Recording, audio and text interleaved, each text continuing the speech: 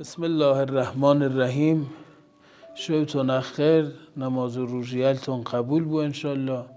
این شوهای به محضر ای آیه که وقالو حسبنا الله و نعم الوکیل. ای آیه از کار است که هر وقت دشمن درینون ایه دفع کنه.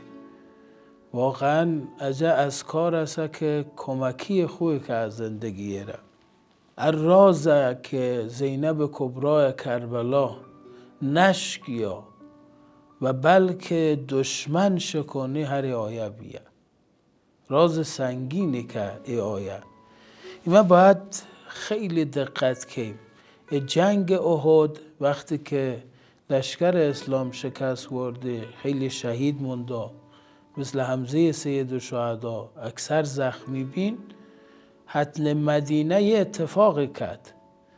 منافقین نامرد کتن نو مردم منترسون بتون که دشمن با تمام قوای حتیه به سمت مدینه که کار اسلام یک سره واقع و این جابیه که این آیه شأن نزول هنی است الذین قال لهم الناس ان الناس قد جمعوا لكم فاخشوهم.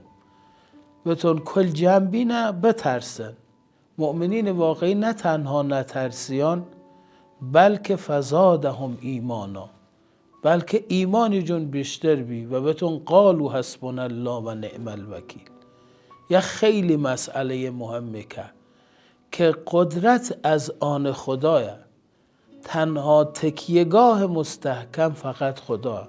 مثل موسی علیه السلام ایلا دریا الا فرعون با تمام تجهیزات ای وسط مؤمنین. موسی علیه السلام نترسی بد ان معی ربی سیهدین. خدا گردیمه حسبنا الله یعنی خدا گردمون. بهترین سرپرسته، بهترین وکیله، بهترین دستگیره. دهلاویه وقتی که چمران بزرگ محاصره بین و تجهیزات دشمن تانکل و آتشون داشت حربش ترمه و خیلی تصمیم به عقب نشینی آن کرد. یگلی چمران بزرگ شروع کردی هر آیه بتید حسبنا الله و نعم الوکیل. اسلحه گرت دست چه؟ نه تنها محاصرش کنه، دشمنش فراری داد.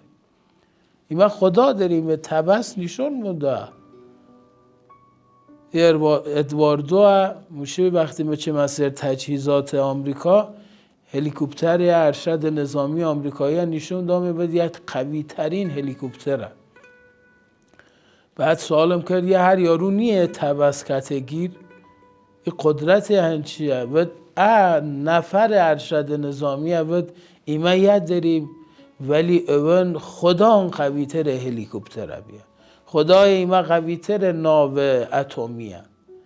انشالله با خدا ترامپ نابودم میم. یک کل زرد اراگردی تفریه نها تماریمه مینینون چون وعده خدا با خدا کل چی پیروزه، حق پیروزه و اوه که شکسته مره باطله. کل باطل هم جنبون ایما خدا داریم.